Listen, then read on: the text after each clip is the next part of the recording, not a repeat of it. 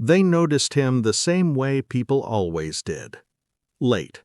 Only after the floors were already clean, the trash already gone, the lights dimmed just enough to say the day was over for everyone who mattered. He pushed the mop slowly down the corridor outside the briefing wing, a single earbud dangling from his ear, not even playing music, just habit, something to make the silence feel less heavy. His uniform wasn't a uniform at all. Gray coveralls, name stitched in faded blue, boots scuffed from years of quiet work. Single dad, night shift janitor, invisible. Inside the secured briefing room, laughter spilled out between conversations. High-ranking officers, decorated SEALs, an admiral visiting the base for inspections, coffee cups, mission maps, stories that only people with clearance ever heard. The door was propped open just enough for him to hear fragments. Operation went sideways. Lost 2 birds. Still got out clean. He didn't stop mopping. He never did. That's when the Admiral stepped out. Tall, broad shoulders, white hair cut razor sharp, his uniform heavy with ribbons.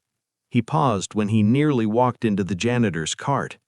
"Careful there," the Admiral said, half smiling. "Yes, sir," the janitor replied immediately, stepping aside.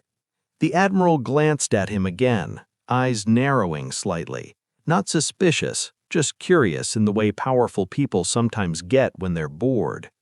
"What's your name?" he asked. "Evan, sir." "Ever serve?" the Admiral asked, casually. "Yes, sir." A few officers nearby slowed their conversation, listening now. "Unit?" the Admiral pressed, tone light, almost playful. Evan hesitated, just a fraction of a second. "SEAL teams, sir." That earned a chuckle from one of the younger officers. Another smirked. The Admiral raised an eyebrow. "SEALs, huh?" "Yes, sir." "Well then," the Admiral said, grin widening, "what was your call sign?" The room leaned in. It wasn't cruel exactly, just curiosity mixed with disbelief. A janitor claiming SEAL service wasn't unheard of, but it was rarely true. Evan didn't answer right away. He set the mop upright, removed the earbud, looked the Admiral straight in the eye. Lone Eagle. The change was immediate. The Admiral's smile vanished fast as it was unsettling. His eyes sharpened, posture stiffening like someone had flipped a switch.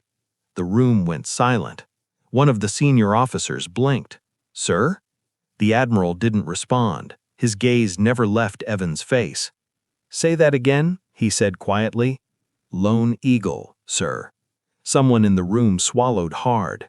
The Admiral took a slow step closer, then another, close enough now to see the scar along Evan's jaw, the faint, unmistakable posture of someone who had once carried more weight than a mop ever could. "Who gave you that call sign?" the Admiral asked. "Team lead, after Kunar." The Admiral exhaled through his nose. His hands clenched once, then relaxed. "That's not a call sign you joke about." "I know, sir." The Admiral turned slowly to the room. "Does anyone here know what Lone Eagle means?" No one spoke. "It wasn't a nickname," the Admiral continued. "It was a designation. Black file, solo overwatch, deep insertion, no backup, no recovery window."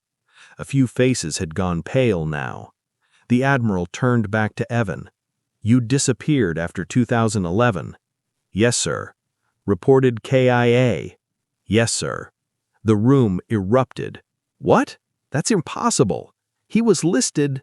The Admiral raised a hand, silencing them instantly. "Why are you mopping floors?" the Admiral asked, voice no longer sharp, just honest. Evan looked down at his hands, rough, scarred. "My wife died. Car accident. I had a 6-year-old at home. Couldn't stay deployable. Took the exit they offered. This job keeps me close, pays the bills, gets me home before school mornings." Silence again. Not awkward this time. Heavy. The Admiral nodded slowly. "You ever miss it?" Evan thought for a moment. "Every day, but not enough to trade him for it." The Admiral turned to the officers. "Gentlemen," he said, voice firm, "you just laughed at a man who carried more alone than most teams ever will." No one met his eyes. He faced Evan again and extended his hand. "Thank you for your service," he said. Evan shook it. "Thank you, sir." The Admiral hesitated, then added quietly, "If you ever want back in, consulting, training, anything, you make one call." Evan nodded.